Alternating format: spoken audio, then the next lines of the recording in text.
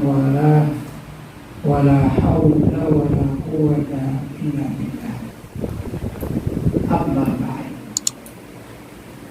Hadratul mukarramin, ma'asyiral asatidzah al-kurama, bapak-bapak, ibu-ibu, hadirin yang dirahmati oleh Allah, dan tak lupa pengurus Ikatan Pekerja Muslim Indonesia yang berada di Malaysia. Juga kita semua mudah-mudahan pagi hari ini Allah berkenan untuk menurunkan rahmat dan hidayah bagi kita. Mudah-mudahan kita juga telah mendapatkan syafaat dari Nabi Muhammad SAW.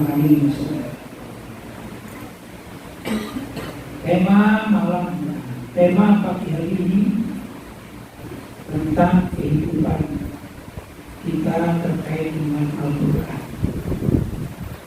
Ini satu tema yang besar. Kadang-kadang orang salah berpikir bahwasanya yang namanya tema tentang Al-Quran itu bagaimana caranya membaca Al-Quran yang baik. Itu benar. Tapi sebenarnya tentang Al-Quran bukan sekedar itu. Tapi Al-Quran ini sumber hukum, sumber kehidupan. Segala macam apa yang kita perlukan itu ada di dalam Al-Quran. Dan hadis Nabi Muhammad SAW juga mayoritasnya menerangkan, menguraikan apa yang sebenarnya terjadi dalam makna Al-Quran, sehingga Al-Quran dan hadis adalah sumber hukum bagi kita umat Islam secara menyeluruh. Kemudian para ulama berupaya untuk memahamkan, khususnya para ulama yang lahir setelah generasi para sahabat. Lalu para sahabat itu bersama Nabi, mereka ini termasuk orang yang Al-Quran langsung turun kepada mereka, karena mereka para sahabat hidup bersama Nabi. Tidak banyak mereka memerlukan pemahaman yang khusus, penafsiran yang khusus. Itu barangkali kalau saya gambarkan di saat sekarang kita ini. Kalau ada orang Malaysia, tokoh Malaysia berbicara, maka warga Malaysia tidak perlu ada penerjemah. Ya. Tapi kalau jika orang Indonesia, apalagi yang menggunakan budayanya baru, datang sebagai pekerja, ya, mungkin baru 1 bulan ya, kadang-kadang juga sulit itu maksudnya apa, ya. Maka perlu penerjemah. Nah, para ulama itulah, mulai dari kalangan murid-murid para sahabat, yaitu para tabi'in, kemudian generasi berikutnya tabi'in, berikutnya lagi tabi'in, terus ini mereka yang melihat umat Islam mulai sedikit jauh dari kehidupan Nabi Muhammad SAW saat diturunkan Al-Quran, maka lahirlah para mufassir Al-Quran. Walaupun di kalangan para sahabat juga ada mufassir Al-Quran seperti Sayyidina Abdullah bin Abbas, itu masih kerabat Nabi, ya. Beliau ahli tafsir. Nah, bapak-bapak dan ibu-ibu yang dirahmati oleh Allah, karena itu kalau kita bicara Al-Quran bukan sekedar bagaimana sih cara membaca Al-Quran yang baik dan hidupnya, ya. Paham itu dulu. A-I-U-nya itu benar atau tidak, kan dulu ya, namanya makhluk huruf.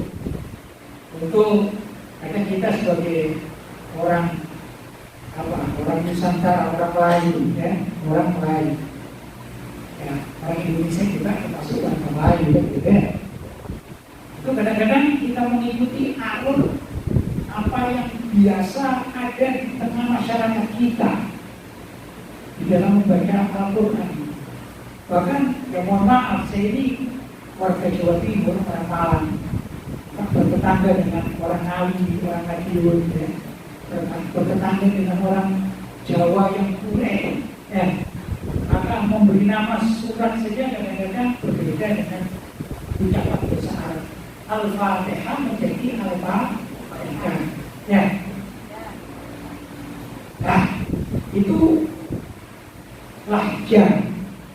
Padahal kita ini diperintahkan untuk mempelajari Al-Quran dengan namanya langgam Arab, ya, lughat Arabiyah. Maka kita yang orang lisan kita lisan Jawa ini perlu belajar.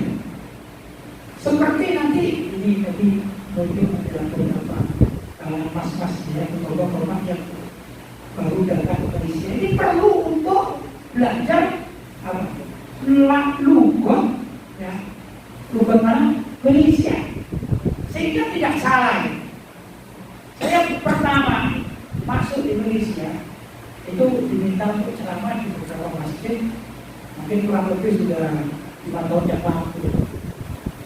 Mohon maaf ini ya, kita orang Indonesia, khususnya orang Jawa Timur, kan seringkali gitu ya mengatakan saya membutuhkan bantuan, udah ya. Jadi kita ini butuh bantuan, udah ya. Sudah. Karena saya bukan orang Malaysia, ya biasa saja, itu bahasa saya, bahasa ibu saya, bahasa ayah saya mengatakan itu. Nah, suatu saat saya ceramah di masjid, tiba-tiba waktu selesai ceramah, kemudian kita diajak makan, kemudian ada salah seorang kawan pengurusi ya, pengurusnya itu mengatakan begini, Pak Kiai, kalau di Malaysia itu jangan mengatakan butuh, ya. Yes. Kalau di Malaysia jangan mengatakan butuh, karena arti butuh di Malaysia itu mohon maaf ini kemaluan. Oh gitu ya. Jadi gimana Pak? Ya bilang aja memerlukan, perlu. Sejak itu saya tidak berani bilang membutuhkan atau butuh kalau ngaji ceramah di masjid Malaysia. Karena apa? Ini namanya perlu gaya. Betul ya? Saya ceramah di mana-mana ternyata mendapatkan pelajaran di masjid di Malaysia. Jangan mengatakan betul. Yang kedua, sebagai orang Jawa Timur, saya seringkali mengatakan Allah itu gampang, kalimat gampang. Nah, suatu saat saya juga ceramah di masjid di Malaysia mengatakan, ya insya Allah kita gampanglah, kita atur berikutnya. Pokoknya saya senantiasa mengatakan gampang karena saya orang Jawa Timur. Maka ditegur juga sama orang Malaysia, Pak Kiai kalau bisa jangan mengatakan gampang. Saya bilang, apa itu gampang orang Malaysia? Oh maaf, anak lahir dari hasil perzinahan itu namanya gampang. Ya, orang Indonesia mengatakan anak haram, kan? Anak haram itu namanya gampang. Oh, intinya saya walaupun sama-sama Melayu, tapi ternyata saya masih belum belajar.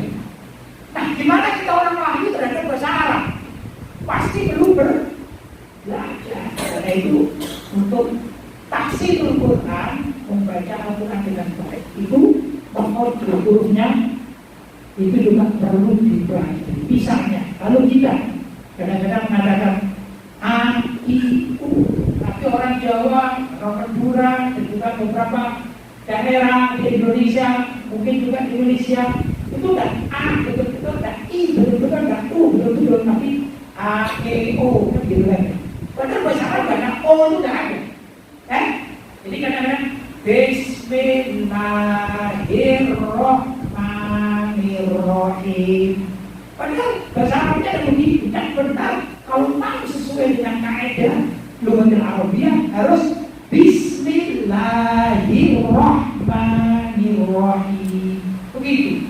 Ini perlu dipelajari. Ada guru tertentu yang membahas tentang hal-hal semacam itu. Kemudian juga panjang pendek. Ya, mat matobi'i misalnya. Matobi itu contohnya Bismillahi matobi'i biasa. Ya kan? Tapi ada mat alif disukun, mat yang terakhir dalam bacaan panjang. Bismillahirrahmanirrahim. Itu ada aturan sendiri. Ini diketahui oleh guru-guru tajwid. Nah, kita perlu belajar semacam itu. Ini namanya pelajaran Al-Quran. Maka ada anak-anak kita yang di Indonesia itu belajar apa namanya TPI gitu ya. TPI itu ya. Tapi kayaknya perlu ada kalau TPI Taman Pendidikan Al-Quran. Kalau yang tua apa namanya? Ada di sini ya. Ya, perlu juga ya. Itu salah satu pembahasan tentang Al-Quran. Tapi zaman sekarang ini juga sangat perlu belajar Al-Quran, bukan sekedar itu saja. Walaupun tadi yang saya terangkan ini sangat baik. Perlu orang itu belajar sastra Al-Quran. Oh, gimana? Oh, belajar sastra Al-Quran? Iya. Nah, ada di antara kita ini dulu mungkin sekolahnya atau waktu kuliah barangkali mau ambil jurusan sastra, tapi sekarang terdaftar di kilang minyak misalnya. Kan tidak apa-apa, melanjutkan pendidikan di sastranya ya. Tapi sastra tentang Al-Quran ini juga luar biasa. Bacaan Al-Quran ini sangat luar biasa. Kita akan mengatakan bahwasanya Al-Quran itu adalah kitab hukum, betul? Di sana ada kalimat ahallallahul bai'a wa harrama riba, ya, wa ahallallahul bai'a wa harrama riba. Sungguh Allah telah menghalalkan jual beli dan mengharamkan riba. Riba itu riba itu bunga, ya, kan bank yang bunganya ya. Itu kitab-kitab isi dalam Al-Quran banyak hukum-hukum, tata cara wudhu, tata cara sholat, ya ada. Tapi di samping itu Al-Quran juga mengandung sastra. Misalnya ini, idza as-samaa'u syaqqat wa adinat li rabbiha wa huqqat. Nah, syaqqat itu terakhirnya tak disukun haqqan. Idza as-samaa'u syaqqat tak. Wa adinat li rabbiha wa huqqat, juga tak sukun. Ini banyak. Wadduha wal laili idza saja ma wadda'aka rabbuka wa ma qala. Itu kalau tinjauan dari sastra Indonesia saja itu sudah indah. Namanya akhirat dari kalimat itu bahkan lagu-lagu yang digubah dengan syair indah itu begitu mempunyai tata cara sendiri. Beda kalau lagunya Mbak Suril ya. Bangun tidur lagi, bangun lagi tidur lagi, itu bukan sastra ini.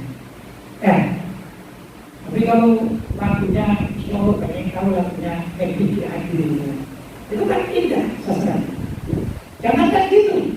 Lagu-lagu anak kecil aja ada aturan lain. Contoh ya. Contoh, kalau ku ada di mana, terus rupa-rupa warnanya itu, terus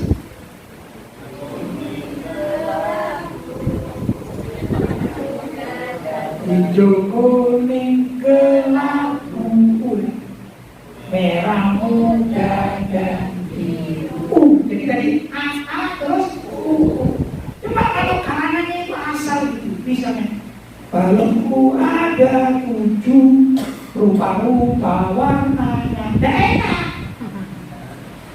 betul ya? Merah kuning ungu muda, tidak enak.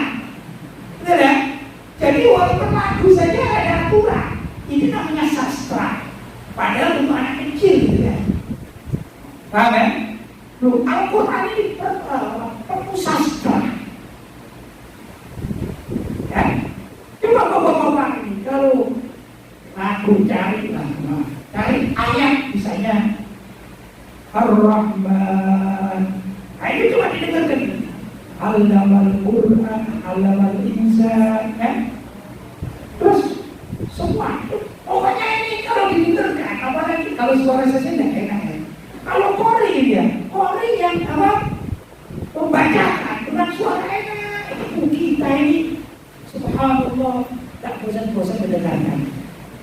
Saya yakin di kampung-kampung bapak-bapak dan ibu-ibu dulu waktu di Indonesia ini sebelum datang ke sini, itu kadang-kadang pada subuh atau sebelum maghrib itu ada yang di setel atau dibunyikan qiraat Al-Quran. Paling tidak saya di tempat saya namanya Singosari, saya di dekat masjid Jamek Singosari.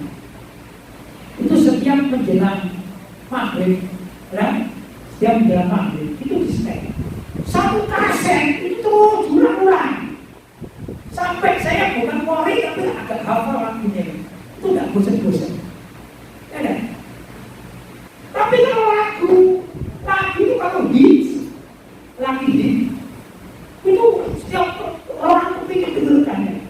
Lama-lama bosan kan? Bosan. Cari yang lain. Kalau ada, boleh dulu ini saudara kita Ustaz Muhammad sebenarnya. MZ ya. ZA, Muhammad ZA. Lagunya kaset yang lama-lama, coba di setel lagi. Gimana rasanya? Tetap enak saja gitu kan?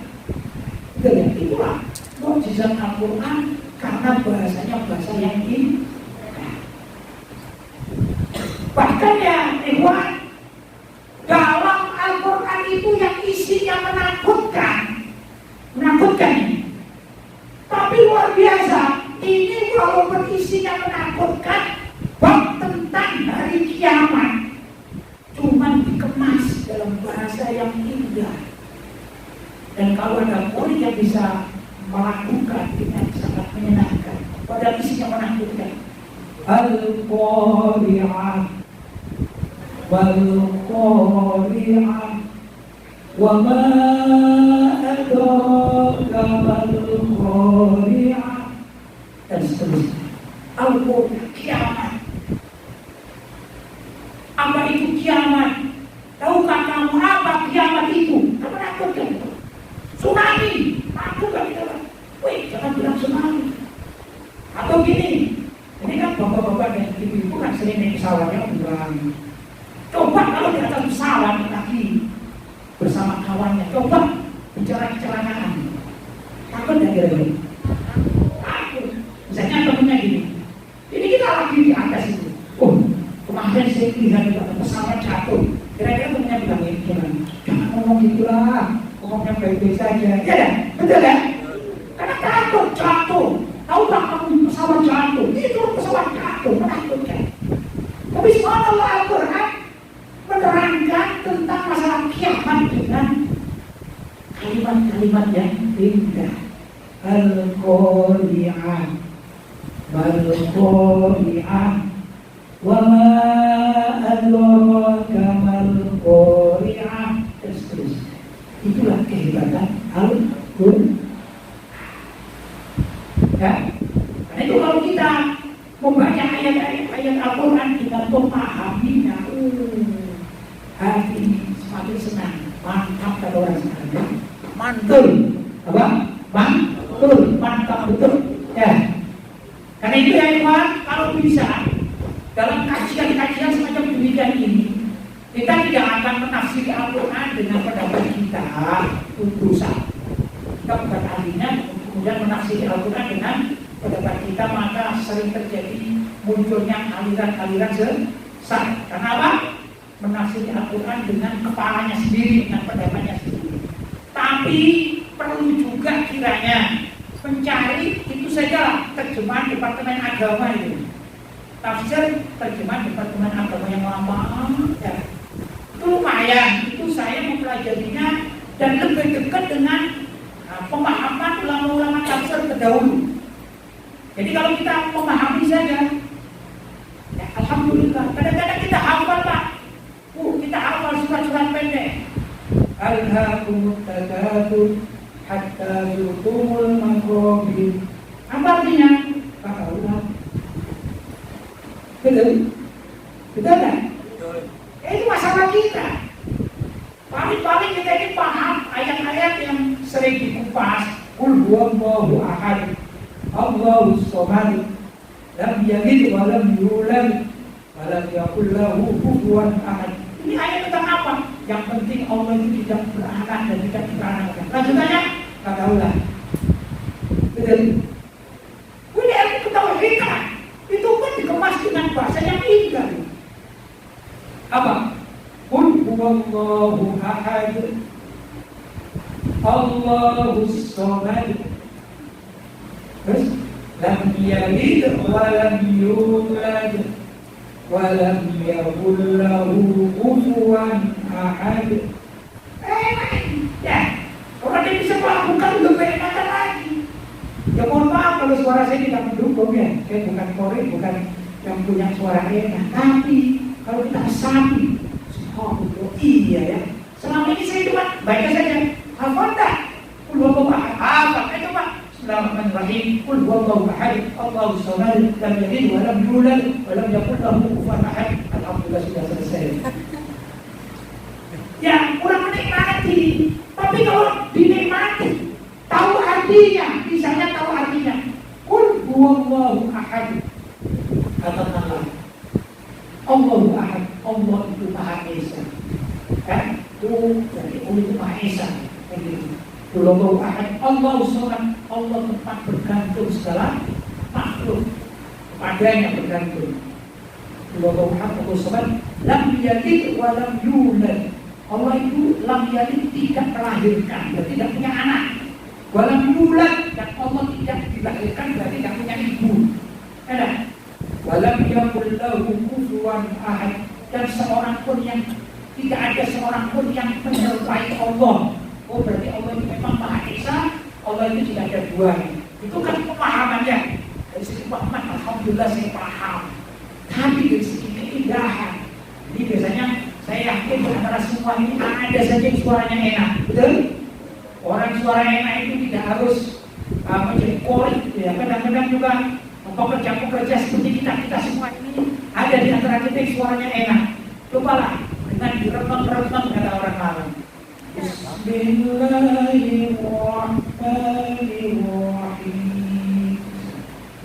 Qul huwallahu ahad, Allahus samad. Oh iya, baik. Sastranya ini yang kata lebih ya, itulah termasuk pendidikan Al-Quran yang kadang-kadang dilupakan oleh orang. Sastra ini. Karena itu orang baca kalau tidak mengerti sastra dan cara bacanya, kadang-kadang nggak indah jadinya. Sama-sama ini.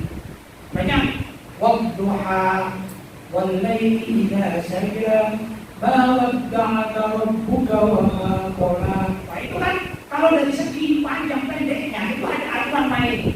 Tapi kadang-kadang orang tak paham, asal-asalan saja. Apa waktu ada? Apa? Gimana? Waktu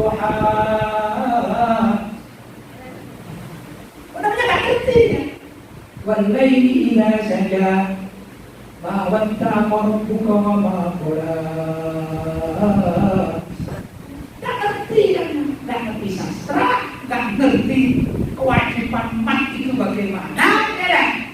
Apalagi artinya asal-asalan. Ya akhirnya gampang. Nah ini ada juga ini mungkin antara bapak-bapak dan ibu-ibu ini ingin menghafalkan Al-Quran. Dan apa bagus, mumpung di pengasingan ya. Bagus. Kemarin saya ini kebetulan bermalam di rumah salah seorang warga Indonesia. Ini pembantunya itu seorang ibu-ibu dari Medan, kan? Sudah berusia ibu yang ada di sini lah. Itu belum berusia. Kalau belum berusia belum lahir. Sudah. Cuman saya tetapnya di lantai atas. masak di bawah. Kemudian sebelah itu ada seperti musola, sebelah sini ada ruang makan.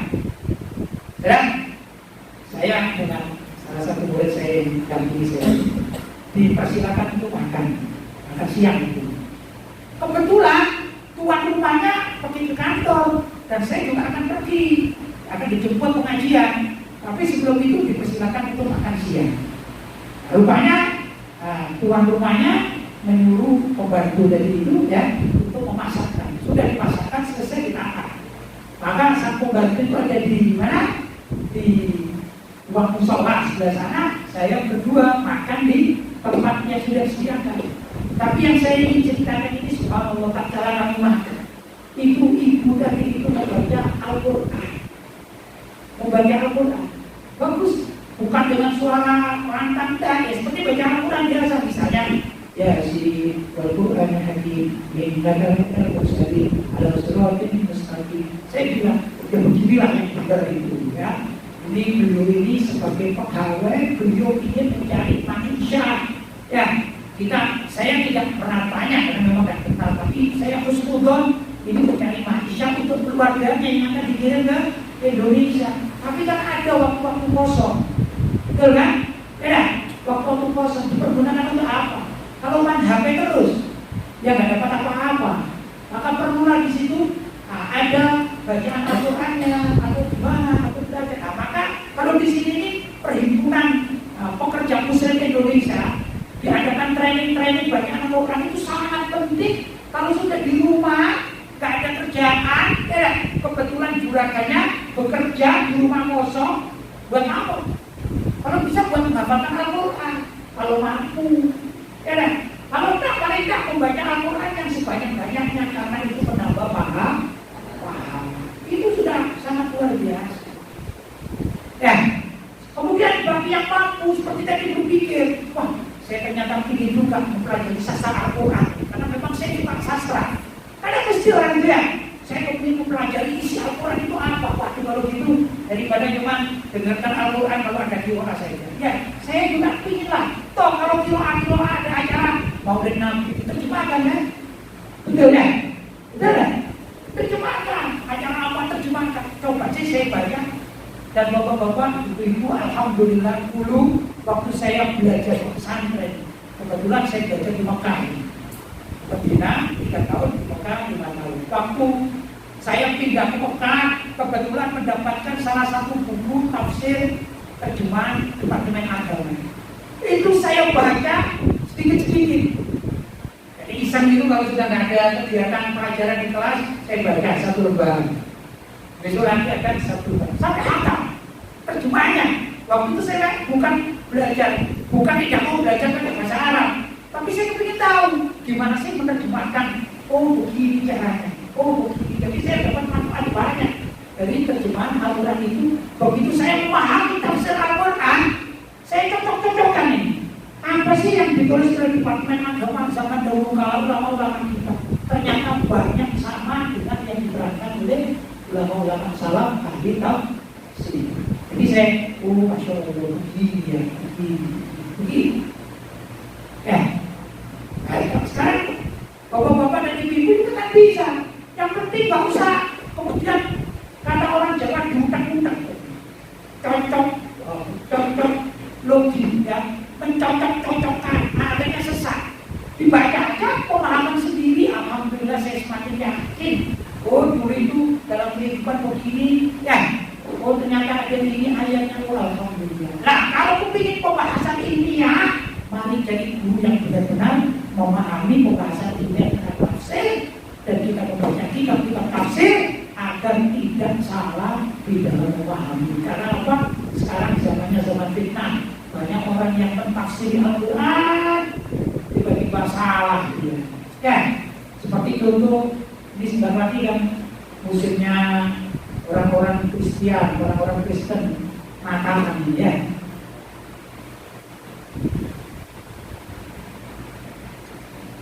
Ada satu ayat yang saya tulis yang kadang-kadang oleh orang-orang tertentu itu dipergunakan untuk dalil, padahal salah. Dalil apa itu? Dalil apakah boleh umat Islam mengucapkan selamat Natal dan tahun baru. Ya. Nah, dia menggunakan satu ayat yang sebenarnya tidak pas. Ayatnya dalilnya begini. Wassalamu alayya yauma wulidtu wa yauma amutu wa yauma ub'atsu hayya. Ya. Ini wassalamu alayya, keselamatan atas diriku, kata Nabi Isa. Yauma wulidtu, di hari aku dilahirkan, wa yauma amutu, dan di hari aku dipindahkan. Maka yang untuk di sini bukan mati. Ya, kalaupun mati berarti nanti setelah turun dari langit. Ya, wa yauma ub'atsu hayya, dan tatkala aku ingin dibangkitkan lagi, diturunkan dibangkitkan lagi, yaitu alam pada mahsyar.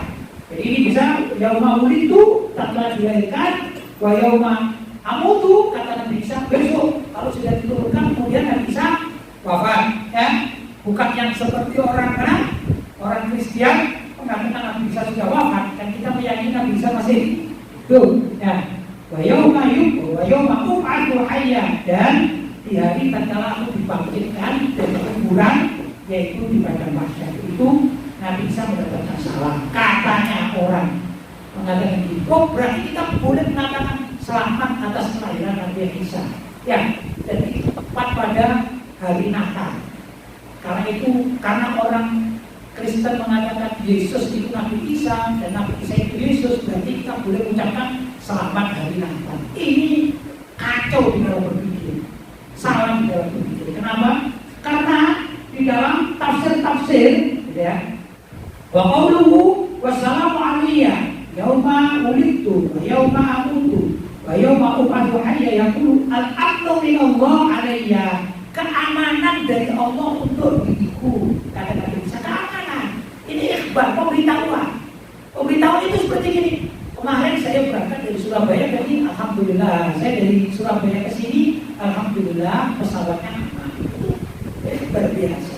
Bukan Allah memberikan keselamatan atau kita kan mengikuti firman Allah. Allah yang mengucapkan salam. Ini salam. Assalamu di situ alhamdulillah, keamanan. Artinya Nabi Isa itu waktu lahir kan tidak ada ayat. Tidak pernah disentuh ayat, tapi lahirnya ini aman. Orang sekarang mengatakan sukses, lahirnya ini sukses, bagus, tidak ada masalah. Itu maksudnya bukan kelak-kelak Nabi Isa wafat, yaitu tatkala Imam Mahdi sudah muncul, Nabi Isa sudah turun dari langit, kemudian Nabi Isa wafat. Biasa, ya aman, artinya husnul khotimah. Kemudian setelah dibangkitkan, Nabi Isa juga tergolong seorang nabi, akan menjadi selamat di mana? Di padang mahsyar dan masuk surga, ya aman. Itu maksudnya. Bukan kemudian ini tahniah itu mengucapkan selamat yaitu tahniah. Ini kan penafsiran yang berbeda. Ya, kenapa? Karena kayaknya cocok ini. Ayat ini cocok jelaskan. Ini cocok lu, gimana? Ilmu cocok lu, apa dicocok-cocokkan? Kata orang Jawa, cok gancok, galak gancok, cocok. Ya jangan, ini nanti jadi sesat. Ya pemahaman jelas ya. Nah itu di antara dari sekian banyak pentingnya kita mempelajari Al-Qur'an dari segi. Ada lagi segi kehidupan berakal. Yang sekarang kita juga menjadi ngeri. Suatu saat Nabi Sallallahu Alaihi Wasallam bersabda, "Taraktu fikum amrayn." Aku tinggalkan pada kalian dua perkara. Ma in tamassaktum bihima lan tadillu min ba'di abadan. Kalau kalian berpegang teguh dengan kedua perkara ini, maka kalian tidak akan tersesat selama-lamanya setelah aku tiada, maksudnya setelah Nabi wafat. Ya, jadi Nabi itu berwasiat dua hal. Apa itu? Dalam satu riwayat dikatakan, kitabullah wa sunnati, yaitu kitabullah Al-Quran wa sunnati, dan sunnah-sunnahku. Oleh hadis Nabi, tata cara hidup Nabi, ya, hadis Nabi itu, sabda-sabda Nabi itu perlu pelajari dan diikuti. Atau tata cara hidup Nabi, bagaimana Nabi itu berpakaian. Tapi kalau berpakaian senang warna apa? Yang kita lihat, warna putih, hijau juga ya. Tapi warna utama adalah warna putih. Nabi itu mempunyai baju namanya komis. Pernah dengar ya? Komis itu apa? Gamis ya. Gamis kita ya. Baju panjang terusan kata orang Indonesia ya. Yang laki-laki terusan. Itu pakaian Nabi, bukan Nabi itu bil amain, bil imamah. Ini imamah. Ya, yang diikat namanya imam. Warriga, tarot itu dengan riga. Riga itu saya kebetulan tidak bawa dari sini. Ya, apa nih? Sal, yang riga, sorban. Orang Jawa bilang apa? Sorban.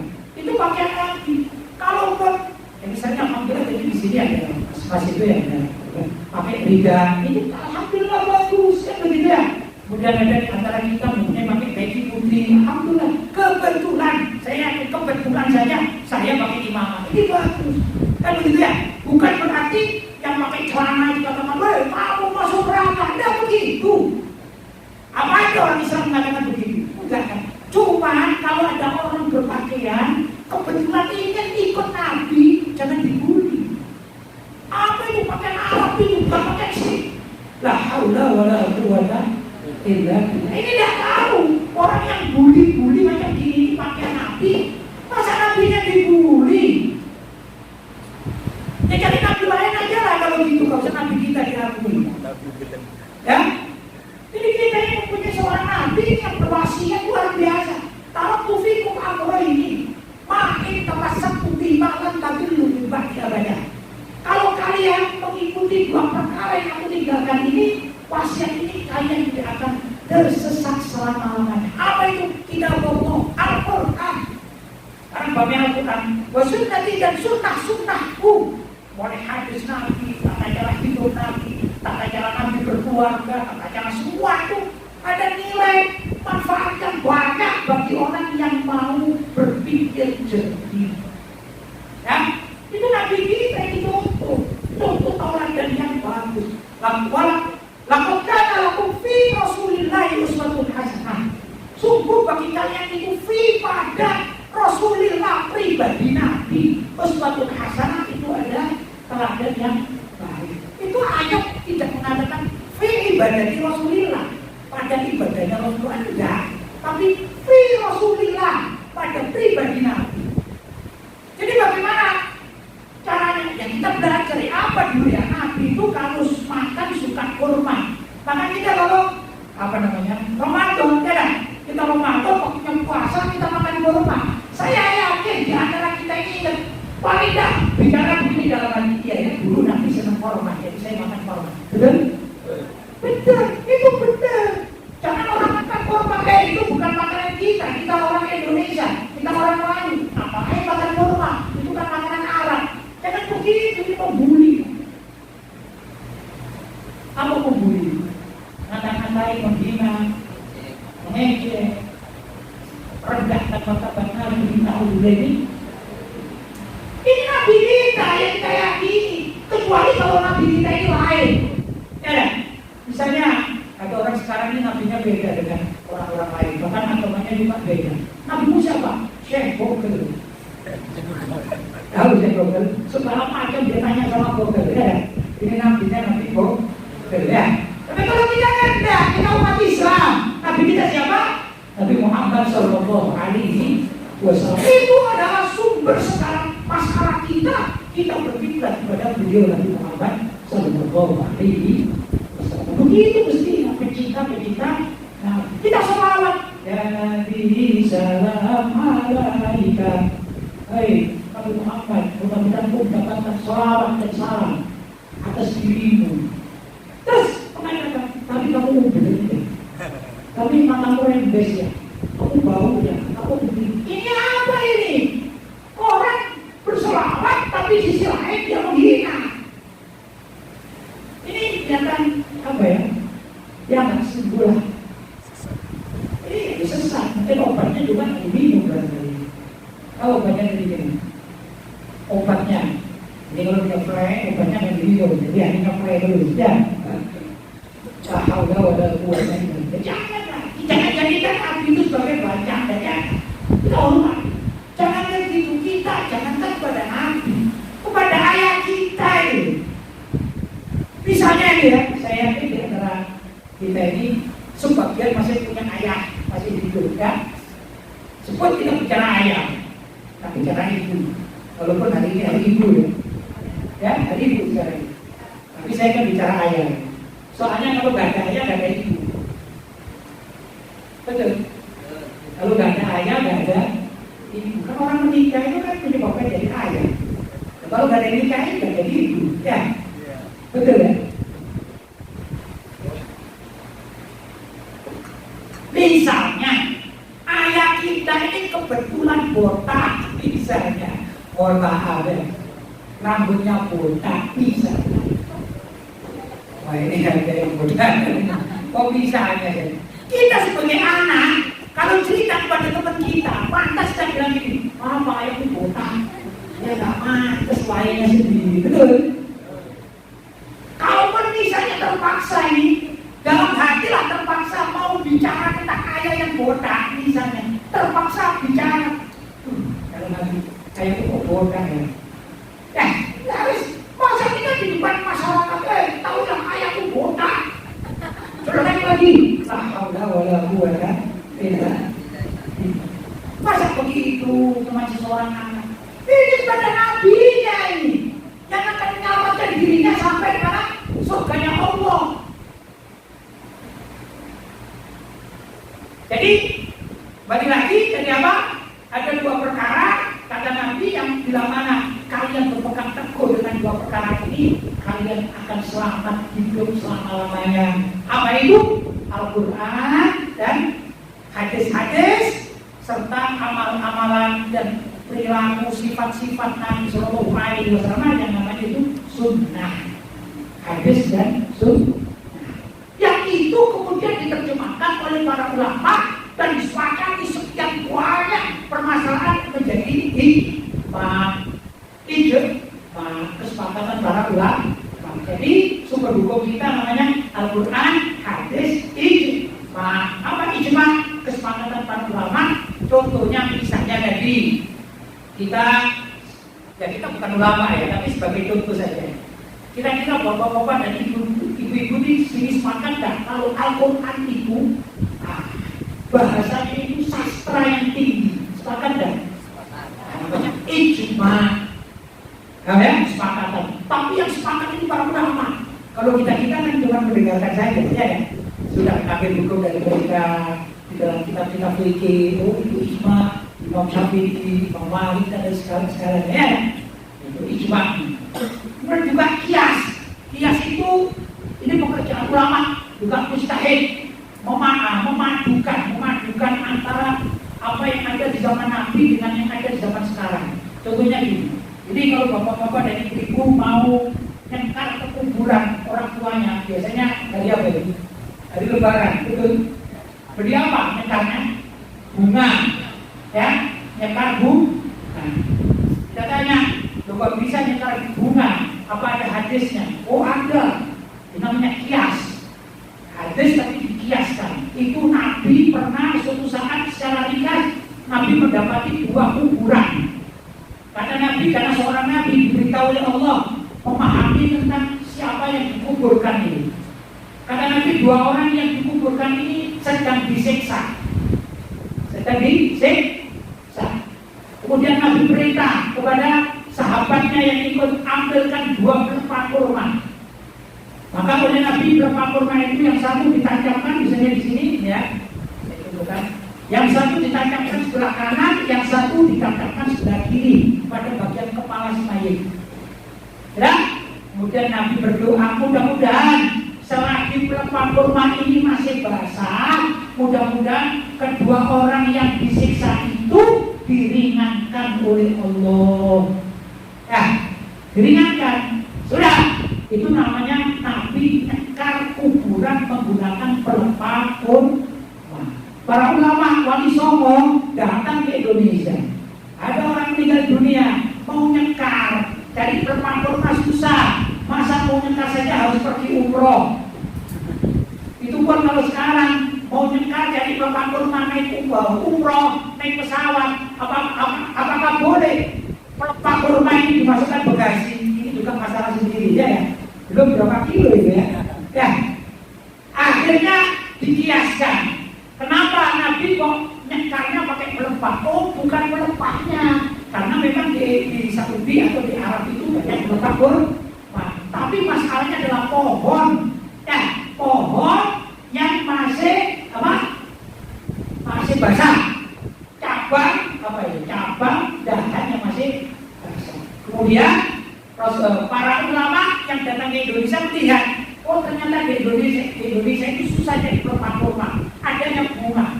Akhirnya, ternyata bunga-bunga di sini harum-harum. Bunga melati, bunga mawar, bunga apa lagi? Kamboja, itu kan harum-harum ya. Bunga gini-gini banyak bunga, tapi kan ada harum. Kan ini ada yang spesial harum. Maka oleh para ulama diambilkan sebagai pengganti pelepah kurma, namanya kias. Hah? Lalu bapak-bapak ibu-ibu gak usah memikirkan gini, yang penting beli saja. Tapi sekarang tahu dasarnya, ya. Oh jadi orang yang nyekar bunga di kuburan itu bid'ah atau tidak? Oh tidak bid'ah. Ada dalilnya, ada apa? Dulu Nabi nyekar dengan pelepah kurma, sedangkan kita di Nusantara ini tidak dengan pelepah kurma, tapi dengan namanya nyekar bunga. Itulah namanya kias. Ini sumber hukum kita. Ya, itu yang ditinggalkan oleh Nabi Muhammad SAW dan diikuti oleh para ulama salaf. Maka kalau kita ingin selamat, ikutilah apa yang sudah diajarkan oleh Nabi, para sahabat, tabi'in, para ulama salaf terdahulu. Insya Allah kita akan selamat. Itu versi pertama. Versi yang kedua ini, Taraktu fikum amrayn ma in tamassaktum bima lan tadillu min ba'di abadan. Ya. Aku tinggalkan pada kalian dua perkara, bila mana kalian berpegang teguh dengan dua perkara ini, maka kalian tidak akan tersesat selama-lamanya. Apa itu? Kitab Allah, Al-Quran, wa ikratu ahli baiti, yaitu keluarga keturunanku. Kalau kita di Indonesia mengenal namanya ya. Kalau ada seorang ulama dari kalangan habaib, itu lebih patut untuk dihormati daripada ada ulama yang bukan dari kalangan habaib. Kenapa? Karena habaib itu dari dia dari Muhammad Sallallahu Alaihi Wasallam. Kalau misalnya ada di kalangan habib misalnya, perilakunya nggak benar. Apa namanya orang? Ya, misalnya saja mohon maaf, misalnya saja mencuri uang ya 10.000 lah, kita nggak suka. Betul? Jangan diyaki lagi. Contoh kita katakan saya nggak suka dengan perilakumu. Jangan kemudian bilang antum gitu. Apa itu? Banteng ini kamu gitu. Jangan. Ya, saya nggak cocok dengan perilakumu. Kamu jangan mencuri. Mestinya kamu jadi orang baik. Jadi panutanku begitu. Kita nasihat. Ya kan? Bukan kemudian dicaci maki. Itu begitu mestinya. Kenapa? Karena Nabi yang mengatakan, aku tinggalkan dua perkara. Bila mana kalian berpegang teguh dengan dua perkara itu, maka kalian akan selamat selama-lamanya. Apa itu? Al-Quran dan keluargaku. Maka kita wajib sebagai warga Ahlussunnah wal Jamaah menghormati keluarga Nabi. Ya, itu kewajiban di. Sekarang kan enggak. Atau orang salah, ya kadang-kadang kalangan habaib ada yang salah, dibully yang bisa-bisa. Ada kalangan ulama yang salah, dibully yang bisa-bisa. Padahal kadang-kadang salah itu dalam itu ada masalah. Bahkan berbeda pendapat itu tidak masalah. Contohnya, Imam 4 sampai Imam 4 ya. Imam Hanafi, Imam Maliki, Imam Syafi'i, dan Imam Hambali. Itu berbeda-beda pendapatnya. Contoh saja, Imam Syafi'i mengatakan orang yang sholat harus atau wajib baca Bismillahirrahmanirrahim. Ya, yang tidak baca Bismillahirrahmanirrahim batal sholatnya, kata Imam Syafi'i. Tapi Imam Malik tidak mewajibkan. Boleh kamu mengatakan, bahkan imam yang lain ya, Imam Maliki, Imam Hambali juga ya, Imam Hanafi juga tidak mengatakan wajib. Maka imam lain mengatakan boleh. Kamu hanya mengatakan Allahu Akbar, Allahu Akbar, Alhamdulillahirabbil alamin. Tak pakai Bismillahirrahmanirrahim. Boleh. Kan beda-beda kan? Tapi tidak ada sejarahnya. Imam Syafi'i mengatakan, hai Imam Malik guruku, kamu kurang ajar, sholatmu batal, itu kamu merusak. Tidak begitu.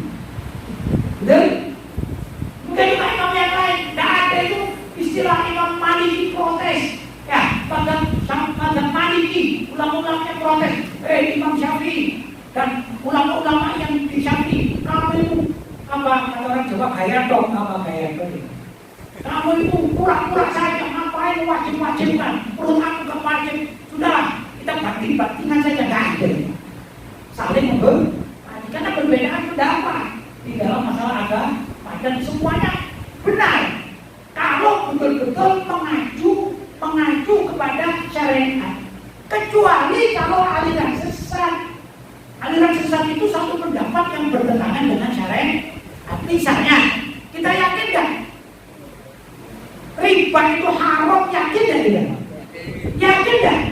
Tiba-tiba ada orang yang bikin aliran baru mengatakan, aku bikin aliran baru, siapapun yang melakukan riba halal. Ini perlu diperangi karena bertentangan dengan Al-Quran. Jadi begitu, maka umat Islam harus pandai, harus cerdas. Ini yang boleh berbeda pendapat, ini yang boleh. Ya ini salah, ini benar. Itu begitu. Karena itu kalau cari tokoh-tokoh ulama zaman sekarang harus tahu keilmuannya, sanadnya siapa, ya. Ini harus tahu. Ini ngaco atau tidak ngaco, ya. Kalau itu sudah diketahui, insya Allah kita akan beragama dengan selamat, aman, tinggi buat dunia wal akhirah. Tapi kalau kita tersesat di jalan naudzubillah min dzalik, karena salah langkah, salah memilih tokoh, salah memilih kiblat, maka kita juga akan hidup sengsara baik di dunia maupun di akhirat. Naudzubillah min dzalik.